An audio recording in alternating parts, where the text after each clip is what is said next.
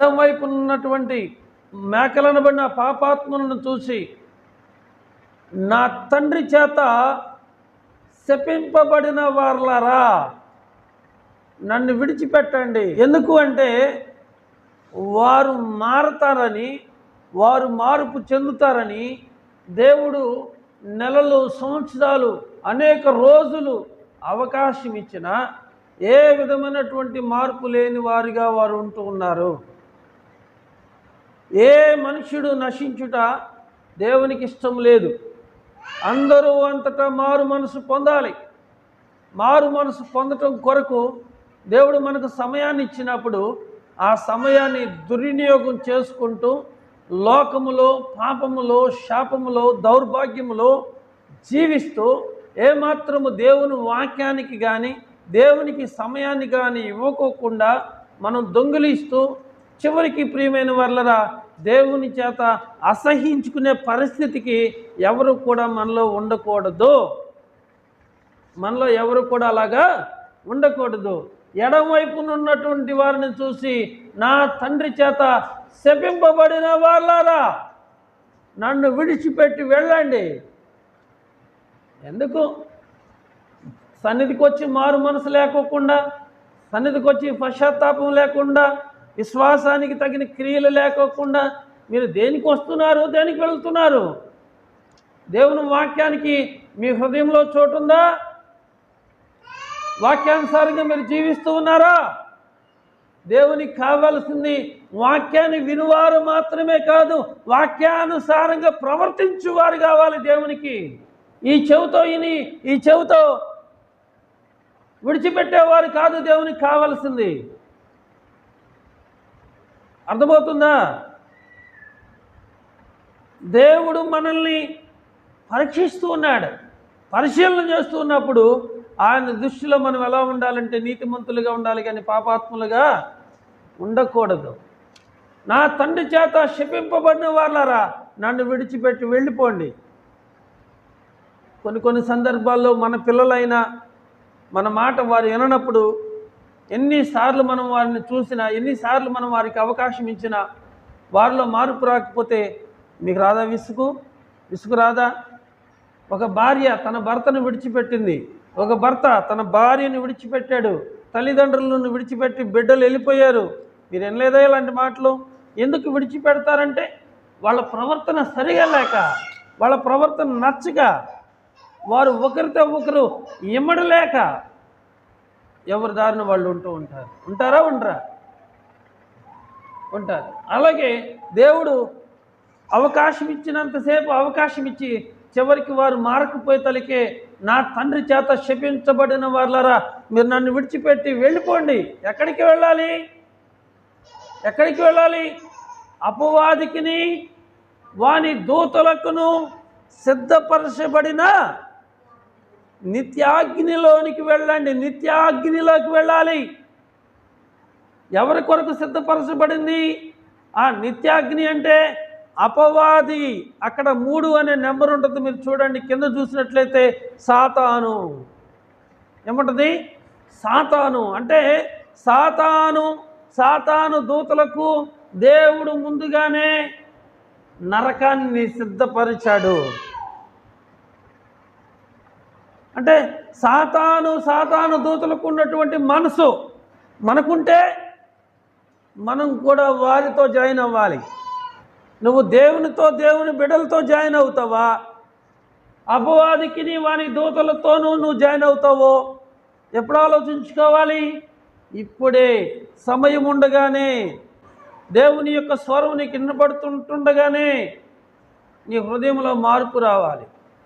దుష్టుల ఆలోచన చొప్పున నడవక, పాపుల మార్గములో నిలవక, అపహాసకులు కూర్చుండే స్థలములో కూర్చుండక, నువ్వు ఎల్లప్పుడూ దీవారాత్రము దేవునితో నడుచుచు దేవుని బిడ్డలతో సహవాసం చేస్తూ ఉండాలి. ఎందుకంటే యోహాను గారు చెప్పాడు, మన సహవాసం అయితే తండ్రి అయిన దేవునితోనూ ఆయన కుమారుడైన క్రీస్తుతోనూ ఉంది, మరి లోకంతో కాదు. ఈ లోక స్నేహం దేవునికి వైరమని మీరు ఎరగరా? దుష్ట సాంగత్యం మంచి నడవడిని చెరిపివేస్తుంది ప్రియులారా.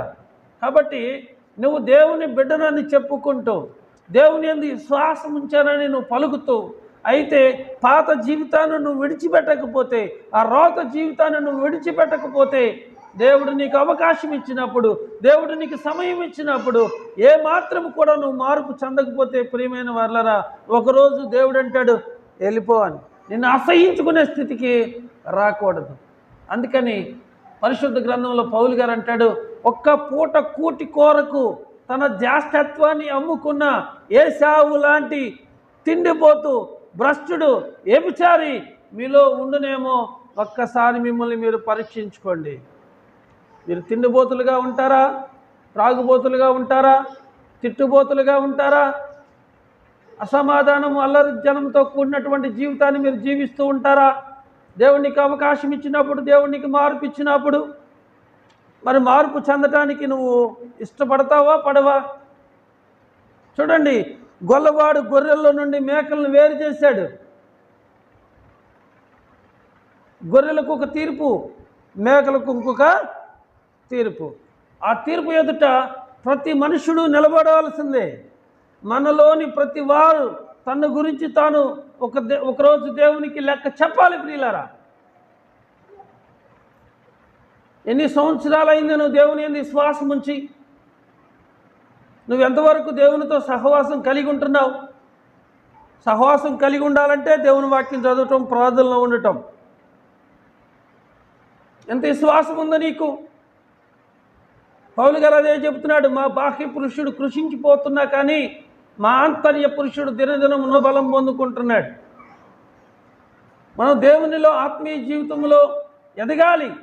ఎప్పుడు ఎదుగుతాం?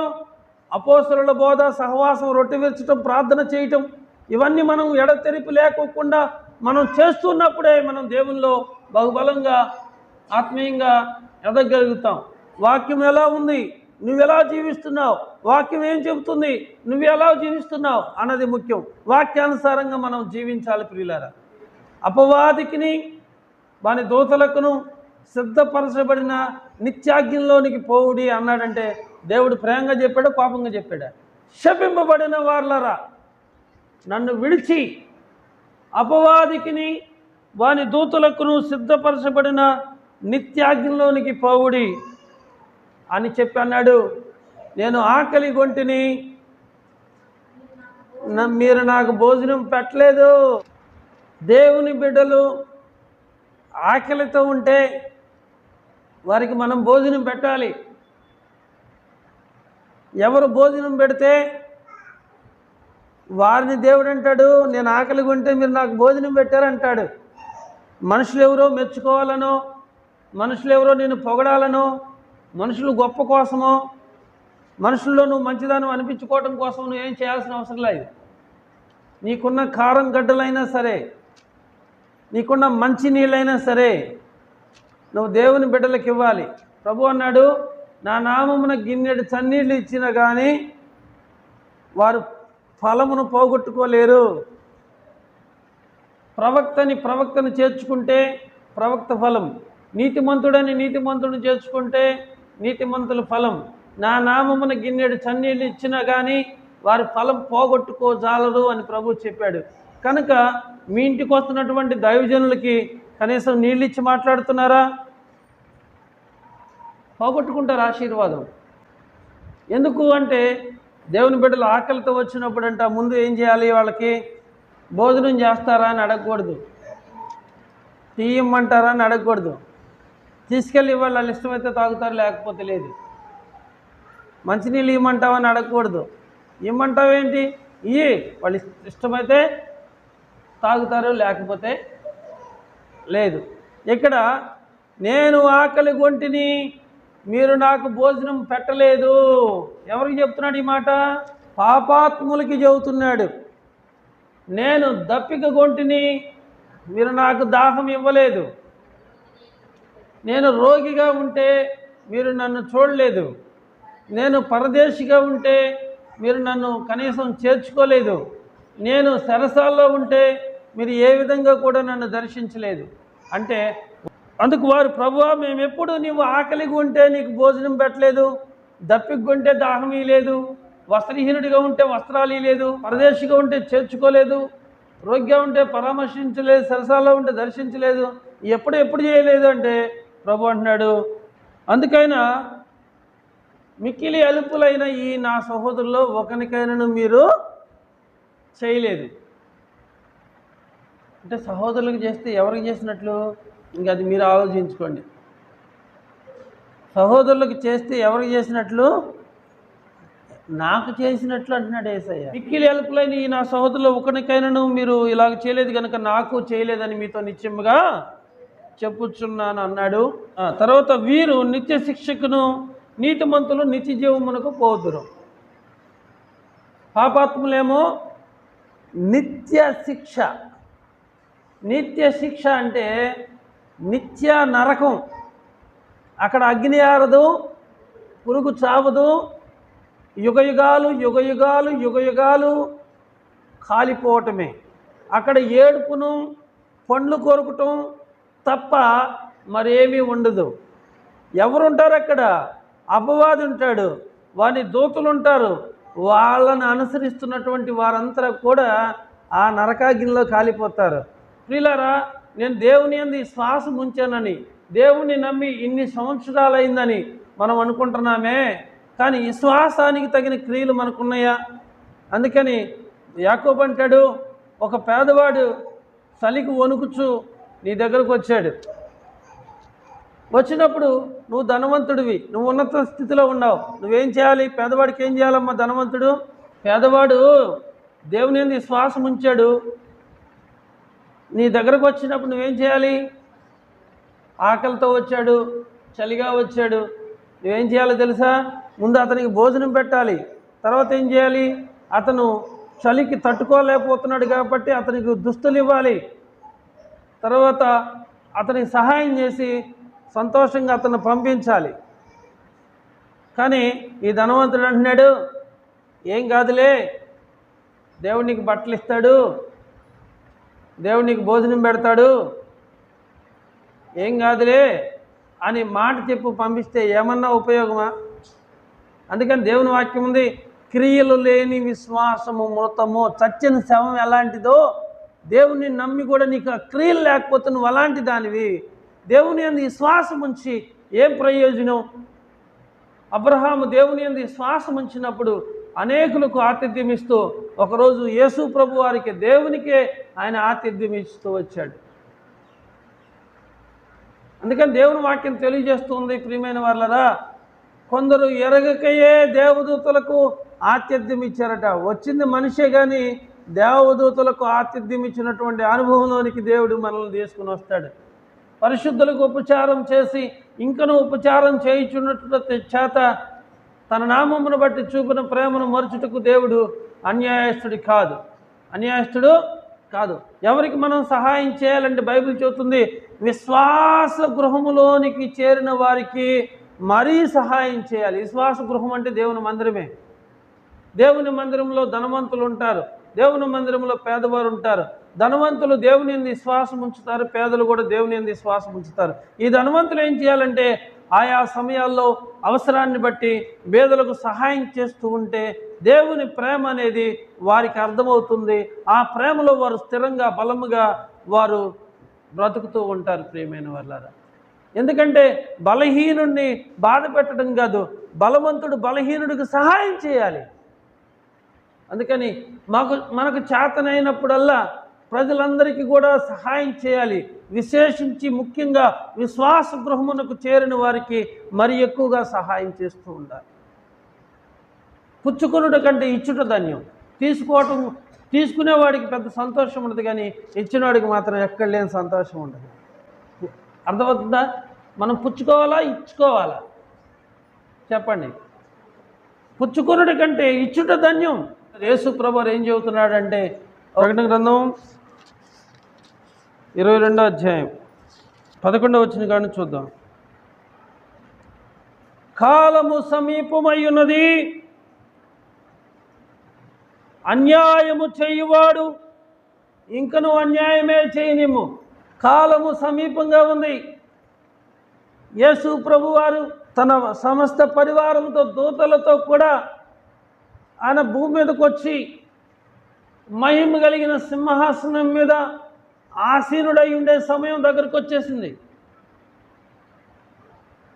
ఆయన అన్నాడు, అన్యాయము చేయవాడు ఇంకనూ అన్యాయమే చేయనియే. నువ్వు ఎన్నిసార్లు చెప్పినా అన్యాయాన్ని మానుకోలేదు. ఏం చేస్తావు? ఒకసారి చెప్పావు, 2 సార్లు చెప్పావు, 3 సార్లు చెప్పావు, 4 సార్లు చెప్పావు, 10 సార్లు చెప్పావు, అయినా మారలేదు. ఏం చేస్తావు? అన్యాయం చేయవాడిని ఇంకను అన్యాయమే చేయనిమ్ము, అపవిత్రుడైన వాడిని ఇంకను అపవిత్రుడిగానే ఉండనిమ్ము, నీతిమంతుడిని ఇంకను నీతిమంతుడిగానే ఉండనిమ్ము, పరిశుద్ధుడిని ఇంకను పరిశుద్ధుడిగానే ఉండనిమ్ము. ఇదిగో నేను త్వరగా వస్తున్నాను. అంటే యేసు ప్రభువు త్వరగా రాబోతున్నాడు. మేము ఇలాగే ఉంటాం, మేము ఇంతే అని మీరు అనుకుంటే దయచేసి మిమ్మల్ని మీరు మోసగించుకోవద్దు. ప్రభు అన్నాడు, వాని క్రియల చొప్పున ప్రతి వానికి ఇచ్చుటకు నేను సిద్ధపరిచిన జీతము నా యొద్ద ఉన్నదే. యేసయ్య దగ్గర ఉంది. ఆయన ఏమిస్తాడు? ఆయన త్వరగా వస్తున్నాడు. ఆయన ఖాళీ చేతులతో రాడట. ఎవరి క్రియలకు తగిన బహుమానం వారికి దేవుడిస్తాడట. అపవిత్రుడిగానే ఉండనిమ్ము, అన్యాయం చేయవాడిని ఇంకను అన్యాయమే చేయనిమ్ము, పవిత్రుడిని ఇంకను పవిత్రుడిగానే ఉండనిమ్ము, నీతిమంతుడిని ఇంకను నీతిమంతుడిగానే ఉండనిమ్ము. నేనైతే త్వరగా వచ్చుచున్నాను. వాని క్రియల కొద్దీ వారి కొరకు నేను సిద్ధపరిచిన జీతం నా యొద్ద ఉన్నది అని ప్రభు చెప్పాడు. దేవుని యొద్ద నుండి మంచి జీతం తీసుకోవాలనుకుంటున్నావా, లేకపోతే చెడ్డ జీతం తీసుకోవాలనుకుంటున్నావా? ఆలోచించుకో. యజమానుడు తన దాసులను పిలిచి అన్నాడు, 3 పిలిచి అన్నాడు. మొదట ఆయనతో, బలా నమ్మకమైన మంచి దాసుడా, నీకు ఇవ్వబడిన ఈ కొద్దిలో నువ్వు చాలా నమ్మకంగా ఉన్నావు కనుక నిన్ను ఇంకా అనేకమైన వాటి మీద నేను నియమిస్తాను అన్నాడు.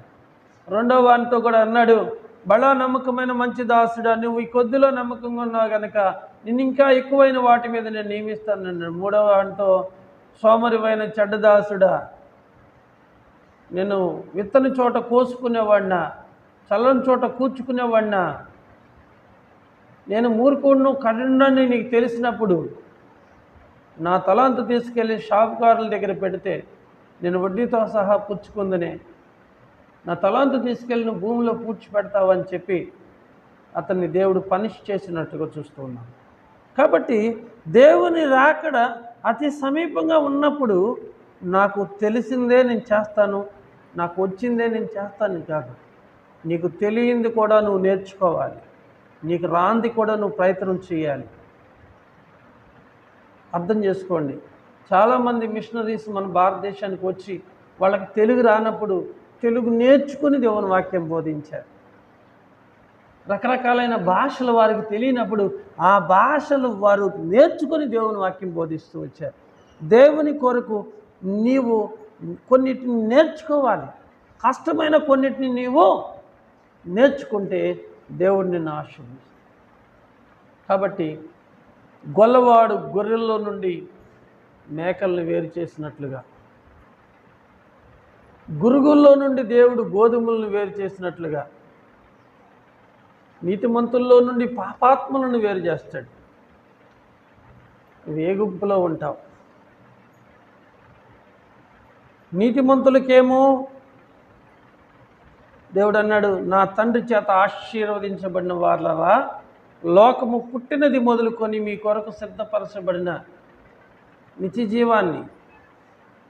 నిత్య జీవాన్ని మీరు స్వతంత్రించుకోండి అని చెప్తే, పాపాత్ములకి ఏం చెప్పాడు? నా తండ్రి చేత శపించబడిన వారలారా, అపవాదికిని వాని దూతలకును సిద్ధపరచబడిన నిత్యాగ్నిలోకి